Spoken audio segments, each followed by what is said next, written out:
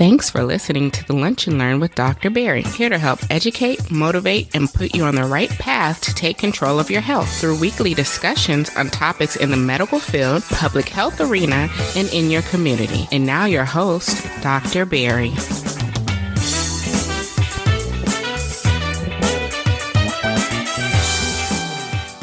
What's up, everybody? Dr. Barry here, your host of the Lunch and Learn, bringing you episode 7070. It's we're almost to 100. It feels like I just started at 1, like not even a year ago. In fact, right, like quick foreshadowing, it's almost been 1 year since the debut of the Lunch and Learn with Dr. Barry. I'm very excited about that. We'll have a nice little episode next week to kick off that celebration of 1 full year down in the books. And again, I appreciate everyone who has followed along this podcasting journey.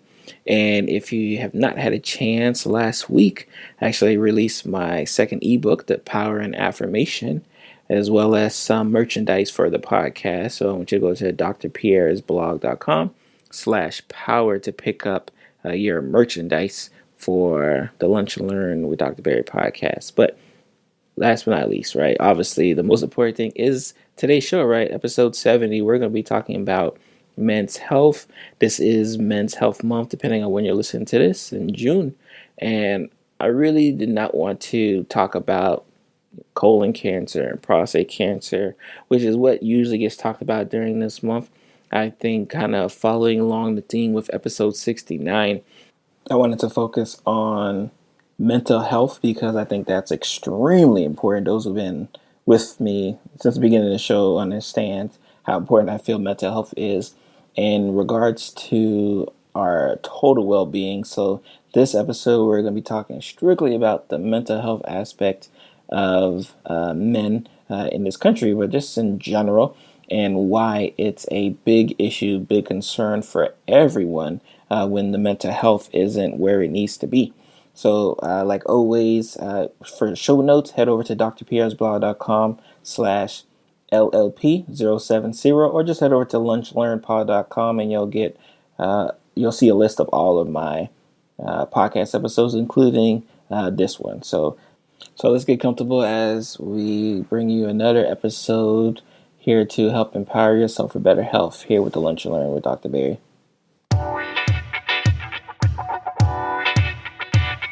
With June being Men's Health Month, I wanted to make sure we touch base again with Men's Health Month because I think it's something that kind of gets brushed off to the side and not on purpose, right? I think we've talked about it before. Men tend to avoid going to the doctor, going to, get themselves checked out. So a lot of the focus when it comes to healthcare, ironically, is for women, except when it comes to actually doing research and things of that nature. Then all of a sudden we have a whole bunch of men in those studies. But the most part, right, you'll see a lot of the treatment course and just like the fanfare, the media attention, we really be focused on the women and their health. But obviously, with June being a specialized month for us, where like last week was just Men's Health Month, but I had my book launch, so I didn't get a chance to drop an episode on men's health last week. But this week, we're going to be talking about men's health, and I think most importantly, I wanted to, because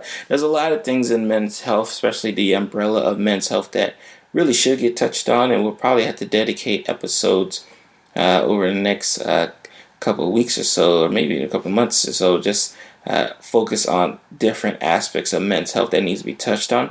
But I would be remiss if I didn't touch on mental health, right? And of course, with the title of this episode being, men's mental health and where do we go from here, I wanted to kind of rehash and invigorate the discussion on men getting a mental health checkup, just like they need to get a physical health checkup, just like they need to get their hair cut, right? Like, I think that's all in one the same, right? If you've ever felt that $1 million feeling after getting a haircut, right? Like, this is the feeling that I want my men to get after they get their annual exam, right? This is the same feeling I want my men to get after they get their mental health in order, right? Because, again, mental health is not an issue that only affects women, right? Like, we know that we're being a dead horse, right? But I think the factors and the stats are staggering in regards to men and, not taking care of that aspects of their health, right? Like, again, if unless this is your first episode rock with me, and if it is, thank you for listening to the podcast episode, and I hope you binge listen to the rest of them. But I'm a big mental health advocate, right? But I'm biased, right? And I'm going to talk a little bit about my bias and talk about a little bit about my story and just my own mental health. But I'm biased, right? Like, I got, my wife says a mental health counselor, right? So I got to be about mental health, right? So, like always, I want to kind of start out just giving us some numbers, right? So we can kind of get a real life perspective on how serious this problem is when we talk about men's health. 6 million men on a daily basis, right, face some type of depression, right? On a daily basis, 6 million men are faced with some type of depression. 3 million men struggle from anxiety and anxiety-related disorders. About 10 million men suffer from eating disorders. And 1 out of every 5 men will develop some type of dependency, in particular alcohol dependency, during his lifetime. 1 out of every 5, 20% of men, right? And again, I've talked about it on old blog posts where a lot of times for men, when we're trying to, get our feelings out the way, when we're trying to solve our problems, and because we haven't been conditioned to talk them out, we go to these illicit drugs. We go to the alcohols of the world, right? And that's how we get our feelings and our emotions out, right? And that, of course, is a terrible, terrible issue. If you listen to episode 69, where I talked about mental health, depression, and suicide, in regards to men, it's actually the 7th leading cause of death. And even more concerning is that in the age brackets of between like 10 and 40, it's the second most common cause of death, right? Men commit suicide at a much higher rate than women. And it's something that, again, I think all stems back to the fact that we're just not doing enough talking, right? We just don't express our feelings, and it's a societal issue, right? I'm going to post a link in the show notes where I say, I make the plea not to tell your son and your nephew, or just the male young mentee that you have in your life, right, not to man up, right? And what that actually means, and the different ways that it can actually lead to some of these factors here. And now, again, so I want to, kind of personalize this episode, right? So I want to talk about just the struggle that I've had, right, in the past, right, dealing with mental health, right, and what really made me come around and understand that, like, yes, this is something that, needs to be done and needs to be, shouted from the rooftops. Now, before getting with my wife right now, right? Before she was even mental health counselor, before she was even in that mental space, I was a pre-med student.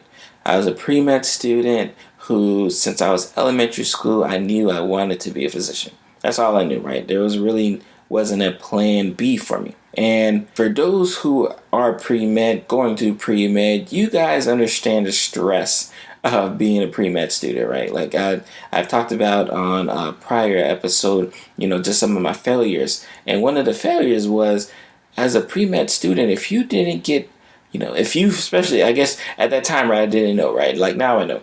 But at the time I felt like, if I don't get, all great grades, I'm not going to be a medical student, right? And then I'm not going to be a physician, right? Like my dream would end. And again, I told you I had no plan B, so I had no clue what I was going to do. And I remember getting that bad grade, right? I remember getting that bad grade in undergrad. I think it was genetics, right? Or organic, too. One of those classes, right? Probably both.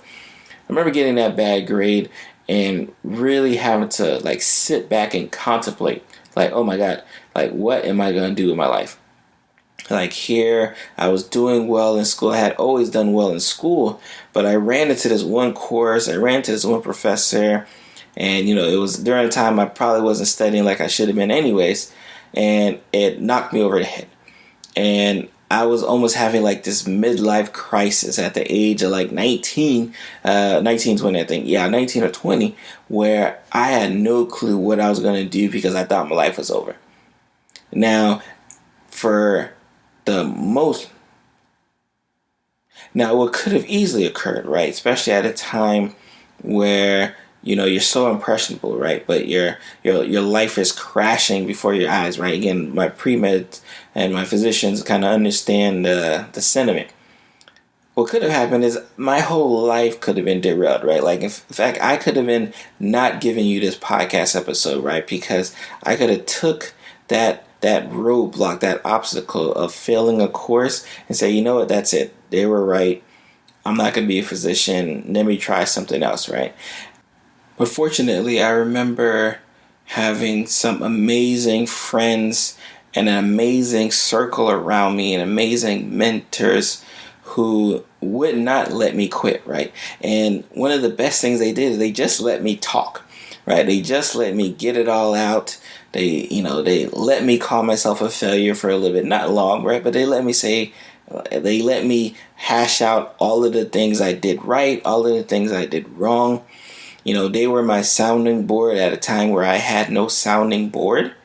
And for that, right? Like, again, and I'm pretty sure if you asked them, if you polled them, right, they wouldn't even remember the conversations, right? But I remember, because I remember being at a point where literally I really thought this was the end of the line for, the future Dr. Barry, Pierre, right? Like, I really thought like I was not going to make it. But I had friends and I had family who allowed me to open up and not feel constricted in my emotions, right? Not feel bad because I was sad, right? Not feel bad because I was disappointed, right? Not feel bad because I was angry, and not angry at the professor, not angry at the coursework, angry at myself because I knew I didn't put my best foot forward to make sure that I could succeed, right? They allowed me to express all of those emotions, right? And this was a time where I wasn't even sure, and I didn't even know how to describe what they were allowing me to do, but they were allowing me to do it. When I look back, I'm saying, oh wow, those were my first counselors, right? Those were my first therapists, right? That was the first time I realized that regardless of how well you may appear on the outside, right? Like, if your mental, if the inside isn't clicking and isn't going as strong as you want it, right? That's not going to work, right? Like, it's not going to work regardless of what path you're trying to partake in. So here I am as this pre-med student, and I failed this course, right? I failed this course that they said, if you fail this course, you're not going to be a doctor. Clearly that is not the case, right? And clearly, as I moved along my path to become a physician, I realized like that wasn't the case either, right? Like, there was a lot more people who failed and hit an obstacle here on their path to become an amazing physician than I even thought. But here I was, this pre-med who was, I thought was at the end of my rope, and I was able to allow myself to open up and be open with my friends and my family, and I was able to get my mind right. And that was one of the first mental shifts I was able to have. And I think as a male physician, right, like, I think I have an onus, right, to not only preach to the masses, right, but more specifically preach to the men. I've said this all the time, right? There's a lot of different reasons why men die younger than women, and a lot of it is we just don't feel comfortable going to the doctor in general, right? We don't feel comfortable going to a physician, going to see a counselor, right? We don't feel comfortable seeing anybody because we don't feel comfortable being in a space where we need to ask for help. And I've always been a little bit more aggressive with my male patients, and making sure I'm reaching out and I'm saying like, hey, do you need this? Do you need that? And suggesting things that I know that they would never want to suggest on their own. And it's funny because I've taken care of patients in my office when I was doing outpatient work. And, they would come for various vague issues, vague complaints, just like my female patients used to do. But with them, because they would never say it right, they would never even approach the subject, it was always something that I had to like say, hey, by the way, you know what?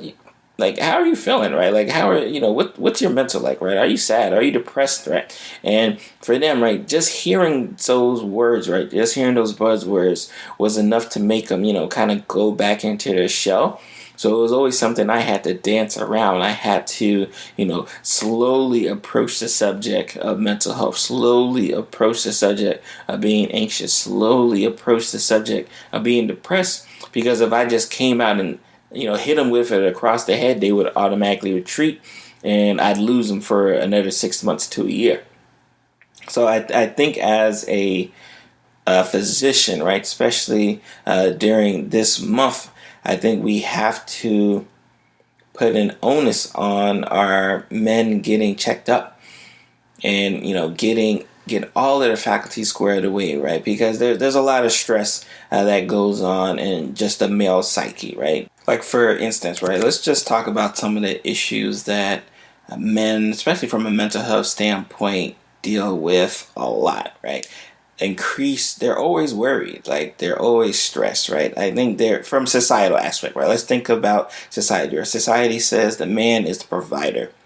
What if you're in a position, right? And men, I'm talking to you guys. I'm talking to you guys directly, right? If you're in a position where you can't necessarily provide for your significant other, you can't necessarily provide for your family, right? Like, does that make you feel less of a quote unquote man, right? Like, is your worth defined by if you're able to provide? I run into this issue a lot, right? And not necessarily because men can't provide, but they may not necessarily be able to provide more than the women, right? Like, again, the studies are out, right? Studies ad nauseum have shown that women are going to college more, which means they're graduating with higher advanced degrees more. And honestly, if not for the glass ceiling and the treatment of paying women less than what they're owed, right? Like, they'd be making they'd be making hands over fist compared to what we make, right? So, like, if you factor that in and factor in the fact that women are making more, so their financial dependence is decreasing, financial independence is increasing, right? So your role as a provider doesn't necessarily become defined as from a monetary standpoint, right? Like, how do you feel, right? I talk to a lot of patients who experience anger over this, right? Who experience depression over this, right? Who experience worry over this, who experience stress, sadness, right? Some even experience like suicidal thoughts, right? Think about it. And this is just one tenet, right, of being a man, right? Being a provider, right? You're also supposed to be strong-willed. And and again, in my video, right, where I talk about don't tell your boys to man up, right? I talk about how a lot of this toxic masculinity is associated with not being so independent on your own that you don't reach out for help, right? You don't reach out when you need it. And unfortunately, right, when our men, right, especially our men in this country, are dealing with these problems, and it's so great that they should be going to someone for help, but they're not. What are they doing? They're escaping with drugs. They're escaping with alcohol.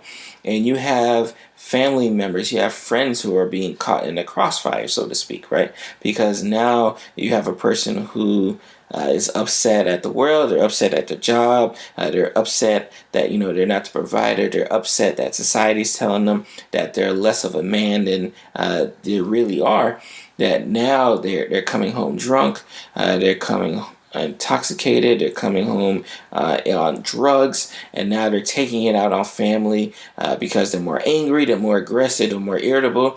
Domestic violence, all of these things happen, right? And again, like I said, it's like connecting the dots, right? Because they don't have an outlet, right? And I guess I should take that back. Because they don't take advantage of the outlets that they have to vent and to express, these types of things happen, right? And I think when you talk about men's month, right? Men's Health Month, right? In June.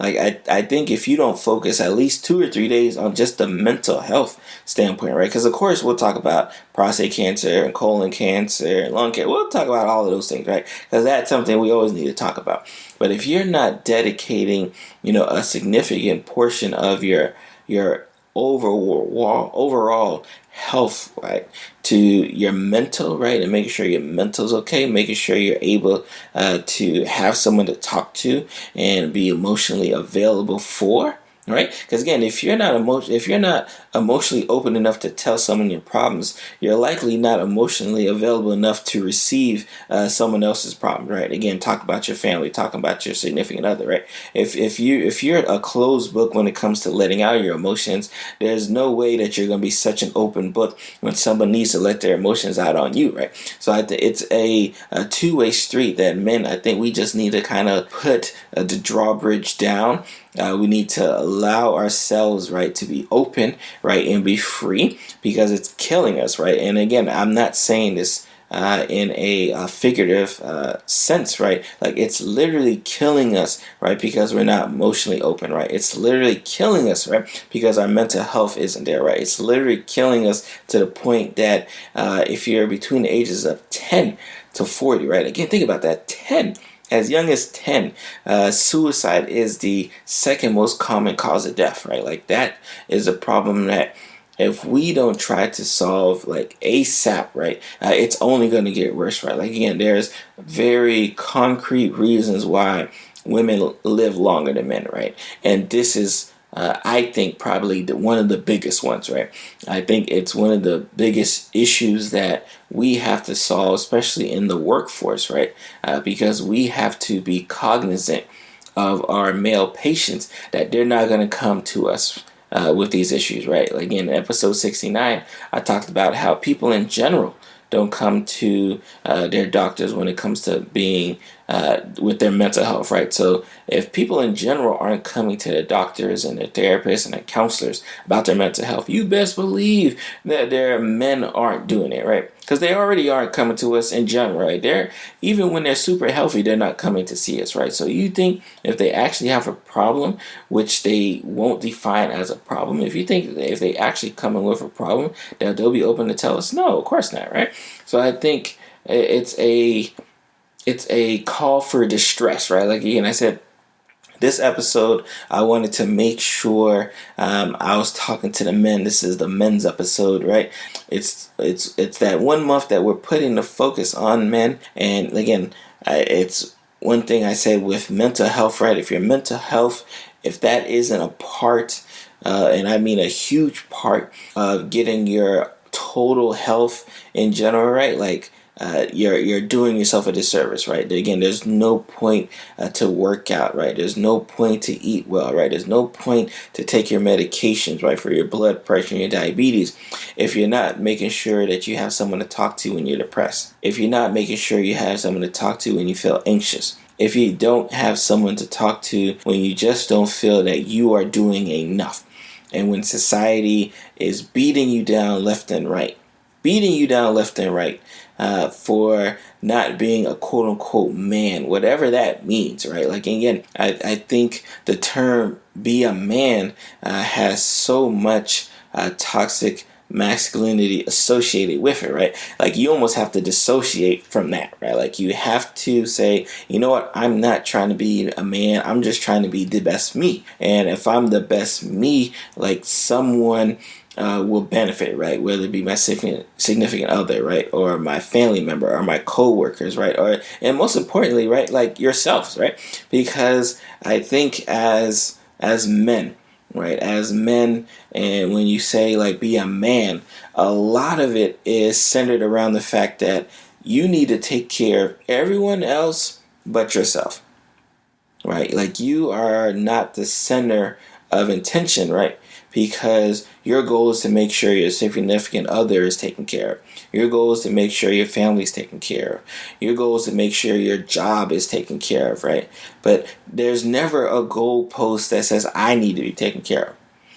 And I think once I realized, especially during undergrad, and I was able to make it through that rough patch, right? Make it through that class where I failed and I had to take it again the next semester. And I did well, of course, right? I did well because I knew the mistakes I had done, right? I knew what needed to be corrected. But most importantly, I had the opportunity to at least vent and open up to someone to say, this is what I need to do, right? Because I had that opportunity, I knew how to go about it the second go around, right? Because I had that opportunity to talk to someone, I knew that it was going to be okay.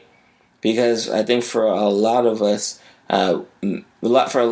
right, we spend more time telling people, hey, it's going to be okay, it's going to be okay, I'm going to take care of it, that no one ever tells us, right, that it's okay to not feel 100% when you're trying to be a better you, right? It's okay to not be able to take care of everybody under the sun, right? It's just okay that taking care of yourself is important and honestly should be priority number one. So I think if before I leave, right, I just want to make sure that I think the objective and the goal is to take care of yourself, right? And take care of yourself. And I think the goal is to take care of yourself and understand that as long as you're taken care of, you'll be able to take care of others, right? But you can't take care of others if you don't take care of yourself. So again, I'm Dr. Barry here on the Lunch and Learn with Dr. Barry, helping to empower yourself for better health. Talk to you later. Bye.